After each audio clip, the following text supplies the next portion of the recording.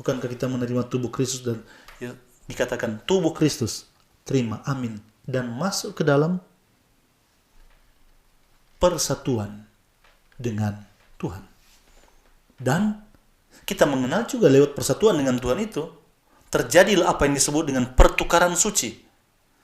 Supaya keilahian masuk ke dalam kemanusiaan dan memberikan kekuatan, membawa rahmat, membawa penebusan, membawa hidup baru. Transformasi hidup.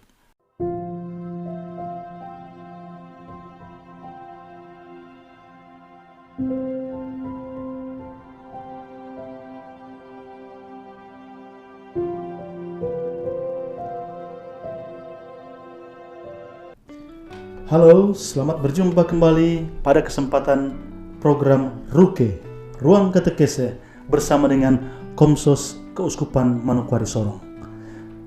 Bersama saya, Pastor Septo Trifon Polii, akan membahas satu pokok penting dalam sakramen-sakramen gereja, yaitu sakramen Ekaristi.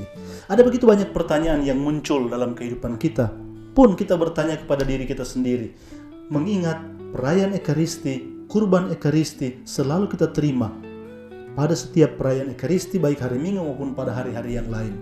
Maka ada begitu banyak hal yang perlu untuk kita dalami bersama dan hayati bersama seturut dengan ajaran iman gereja. Saya mau menggali pokok-pokok pengajaran gereja tentang sakramen Ekaristi sebagaimana yang ditulis atau yang diungkapkan dalam Katekismus Gereja Katolik. Nah, para sahabat Komsos yang terkasih, kita tahu bahwa sakramen-sakramen dalam gereja, sakramen-sakramen inisiasi, terdiri dari 3 sakramen, yaitu yang pertama, sakramen baptis, yang kedua, sakramen penguatan, dan yang ketiga, sakramen Ekaristi. Nah, sakramen Ekaristi sebenarnya merupakan penyempurnaan dari inisiasi Kristiani. Karena dengan menerima baptis, seseorang itu diangkat ke martabat rajawi. Dengan menerima sakramen penguatan, seseorang itu menjadi serupa dengan Kristus.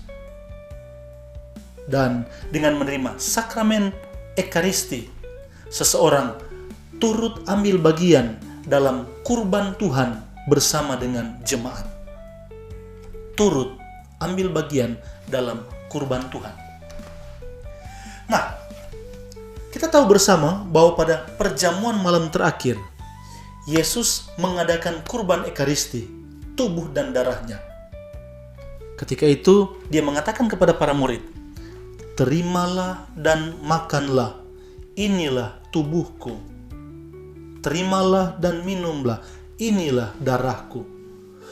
Kristus sendiri mengadakan kurban Ekaristi pada perjamuan malam yang terakhir.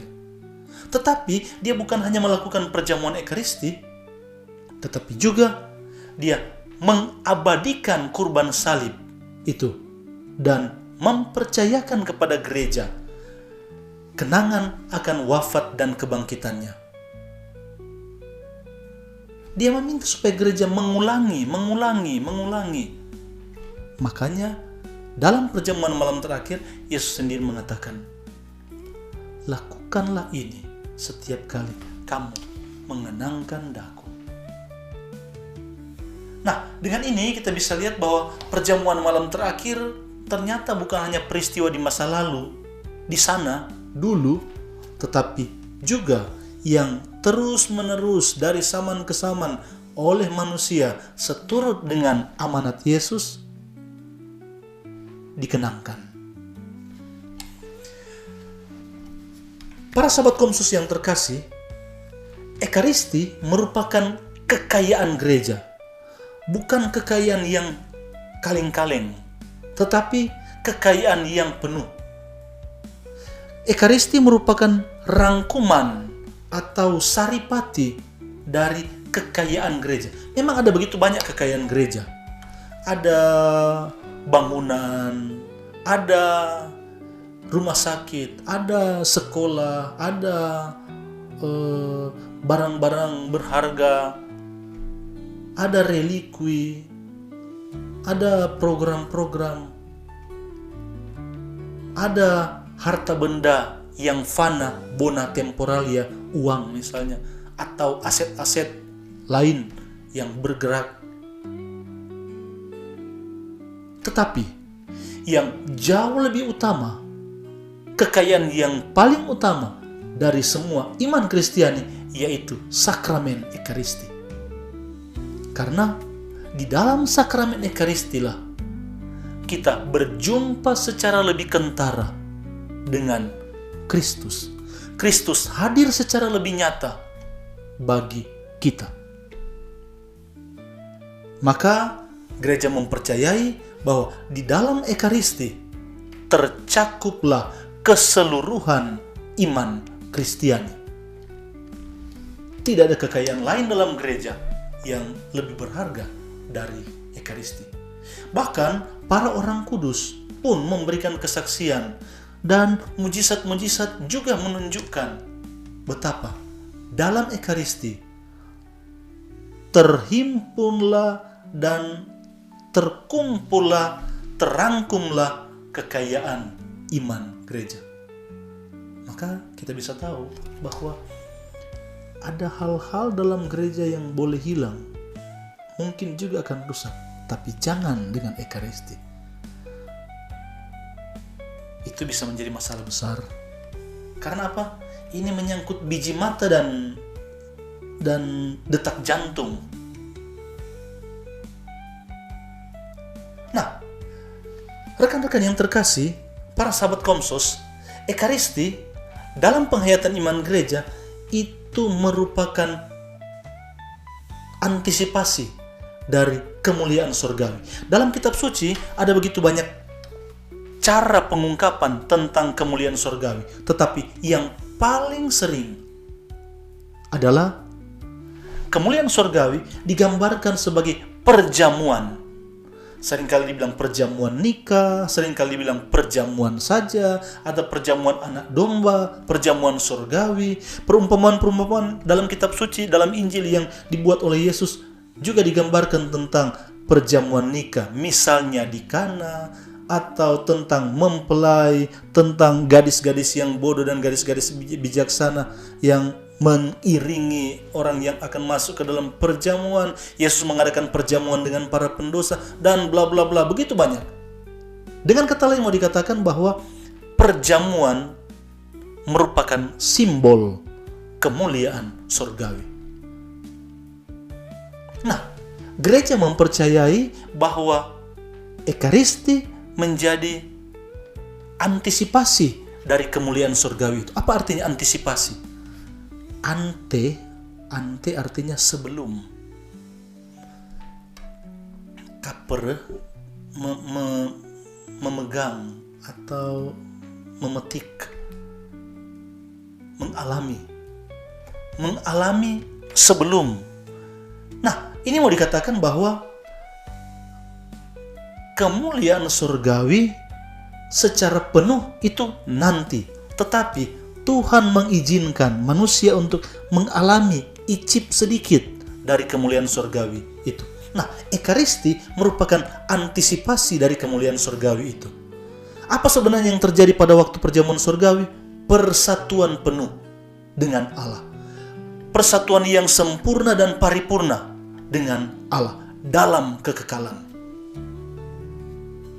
Ekaristi merupakan antisipasi dari kemuliaan surgawi, artinya kita diperkenankan untuk mengalami persatuan dengan Tuhan meskipun terbatas. Nanti, meskipun belum lengkap sekarang, kesempurnaannya nanti dalam kekekalan. Memang ini dapat dihubungkan dengan apa yang dialami oleh jejak-jejaknya, bisa juga kita lihat dalam praktek-praktek agama tua pra-Yahudi. Ada begitu banyak agama jauh sebelum Keyahudian muncul. Keyahudian muncul kira-kira 5.000 tahun sebelum Yesus, 7.000 tahun sebelum masa kita ini. Kira-kira. Jauh sebelum itu sudah ada agama-agama tua. Nah, dalam agama-agama tua pra-Yahudi ada praktek atau ada kebiasaan persetubuhan. Persetubuhan bukan untuk having fun, untuk senang-senang, memperoleh kenikmatan, bukan. Tapi ini ada dalam hubungan dengan doa, ritus kepada dewa-dewi. Ritus persetubuhan dibuat supaya terjadi persatuan antara dunia manusia dan dunia dewa-dewi. Supaya dunia dewa-dewi dialami dalam dunia manusia. Supaya apa? Berkat turun. Orang memohonkan kesejahteraan, buat ritus itu. Orang memohonkan kesuburan, memohonkan hujan, memohonkan dijauhkan dari hama, melakukan ritus itu. Dan itu dibuat dalam doa, maka dibuat di kuil. Kita mengenal kemudian ada pelacur-pelacur suci yang ada dalam kuil-kuil kafir kuno. Ingat kisah Gomer dalam kitab Hosea. Gomer, wanita pelacur suci di salah satu kuil yang atas perintah Yahweh kepada Hosea, Yahweh bilang kepada Hosea, pergilah ambil Gomer sebagai istrimu. Dan Hosea pergi. Nah, pokok penting di sini adalah pelacur suci di kuil-kuil suci. Tapi kuil-kuil kafir, kuil yang terkait dengan hubungan dewa-dewi. Nah, ini menjadi salah satu petunjuk untuk memahami tentang apa artinya persatuan antara dunia manusia, fana, natural, dengan dunia dewa-dewi, dengan yang ilahi, dalam bahasa agama kita, Allah. Nah, itu dalam agama-agama tua pra-Yahudi. Dalam kekatolikan, dalam kekristenan kita mengenal Ekaristi. Bersatu dengan Kristus dalam Ekaristi, tetapi belum penuh atau tidak penuh. Bukankah kita menerima tubuh Kristus dan dikatakan tubuh Kristus, terima, amin, dan masuk ke dalam persatuan dengan Tuhan. Dan kita mengenal juga lewat persatuan dengan Tuhan itu, terjadilah apa yang disebut dengan pertukaran suci. Supaya keilahian masuk ke dalam kemanusiaan dan memberikan kekuatan, membawa rahmat, membawa penebusan, membawa hidup baru. Transformasi hidup. Maka hal-hal baik masuk dalam dunia manusia. Tapi persatuan yang sempurna nanti dalam kekekalan. Yang ada di dunia sekarang itu mengecap sedikit, mengantisipasi sedikit. Nanti yang penuh dan paripurna dalam surga yang kekal. Nah, rekan-rekan sahabat Komsus yang terkasih, Ekaristi sesungguhnya itu merupakan inti terdalam dan rangkuman iman kita. Karena apa? Tujuan akhir dari kehidupan manusia hanya satu, tidak ada yang lain. Apa itu? Persatuan penuh dengan Allah dalam surga yang kekal. Yesus mengatakan, masuklah dalam bahagia Tuhanmu. Nah, rekan-rekan, para sahabat Komsos yang terkasih, Ekaristi itu merupakan suatu nama besar yang dalam hal-hal tertentu juga kita dapat temukan dalam nama-nama yang lain. Dengan kata lain, ada banyak nama sebenarnya. Nah, tidak ada satu nama tunggal yang dipegang. Ada beberapa nama. Tentu itu semua dihubung-hubungkan dengan berbagai hal. Yang paling sering kita akan menyebut itu sebagai sakramen Ekaristi. Ekaristi, Eucharistia atau Eucharistein, itu pada dasarnya berarti ucapan syukur dan terima kasih kepada Allah. Ucapan syukur dan terima kasih kepada Allah karena karya-karya Tuhan. Eukaristia juga mau menunjuk pada pemuliaan Allah atas karya-karya Allah yang dilakukan bagi keselamatan manusia dan mencapai puncaknya dalam diri Yesus Kristus. Mulai dari karya penciptaan, karya pengudusan, penebusan, dan pengudusan umat manusia dan seluruh dunia. Maka Eukaristia merupakan pemuliaan atas perbuatan-perbuatan dan karya-karya besar Allah untuk menyelamatkan manusia.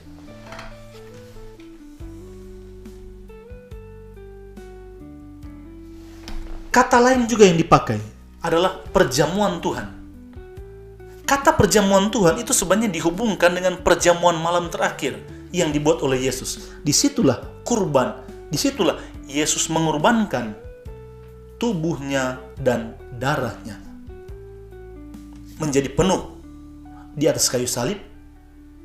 Dan kata perjamuan Tuhan juga mengarahkan kita kepada suatu perjamuan surgawi yang dalam kekekalan baru akan dipenuhi. Ada juga istilah yang lain selain sakramen Ekaristi dan perjamuan Tuhan yang kita sudah dijelaskan tadi. Istilah lainnya yaitu pemecahan roti. Kenapa disebut pemecahan roti? Jumat Perdana berkumpul dari rumah ke rumah, dari rumah satu ke rumah yang lain untuk mendengarkan firman dan memecah-mecahkan roti. Kenapa? Karena dalam perayaan Ekaristi terdapat ritus atau bagian upacara yaitu pemecahan roti. Memecahkan roti bukan sekedar karena roti itu besar secara fungsional supaya bisa dimakan, dipecah-pecahkan kecil-kecil, bukan semata-mata itu. Tetapi pemecahan roti itu menunjuk pada tubuh Kristus yang dipecah-pecahkan, tubuh Kristus yang dikorbankan, sakit, tapi itulah yang memberi hidup kepada dunia dan manusia. Sakramen Ekaristi selain memakai istilah pemecahan roti, ada juga istilah yang lain yaitu komunio kudus. Komunio atau komuni kudus ada kata bahasa Latin akarnya yaitu ko, bersama-sama. Unus, unio, satu. Jadi bersama-sama, bersekutu bersama-sama. Nah, kenapa disebut komuni kudus? Karena dengan merayakan sakramen ini, maka orang-orang dimasukkan dalam persekutuan orang-orang kudus. Gereja merupakan persekutuan orang-orang kudus. Dalam teologi gereja di kemudian hari, dirumuskan secara lebih jelas bahwa gereja terdiri dari orang-orang benar dan orang-orang pendosa. Simul justus et peccator. Orang benar dan para pendosa. Artinya apa? Bahwa orang kudus, gereja sebagai persekutuan orang-orang kudus, orang-orang itulah yang kudus sekaligus pendosa. Tapi persekutuan inilah persekutuan di dalam Tuhan. Nah, komuni kudus mau menunjukkan bahwa orang-orang yang merayakan sakramen ini merupakan persekutuan orang-orang kudus. Bukan kudus karena dirinya sendiri, tapi kudus karena Tuhan yang hadir. Selain itu, Ekaristi juga seringkali juga disebut kurban kudus. Saya pernah masuk gereja Katolik Syro Malankara dan Syro Malabar di Tiruvananthapuram dan di Trivandrum. Ya, Trivandrum atau nama lama, nama barunya itu Tiruvananthapuram, juga di Bangalore dan Mysore di India. Dan di gereja-gereja Syro Malankara dan Syro Malabar itu mereka yang menyebut Holy Kurbano. Nah, kurban kudus. Kenapa Ekaristi disebut kurban kudus? Karena sakramen ini menghadirkan secara nyata kurban Kristus yang tersalib. Paulus bilang, Kristus yang tersalib bagi orang-orang Yahudi itu merupakan kebodohan. Bagi orang-orang Yunani itu merupakan kebodohan. Tapi bagi kita, orang-orang percaya, itu merupakan kemenangan. Kurban Kristus yang tersalib itu bukan akhir dari hidup, tetapi awal dari kemenangan.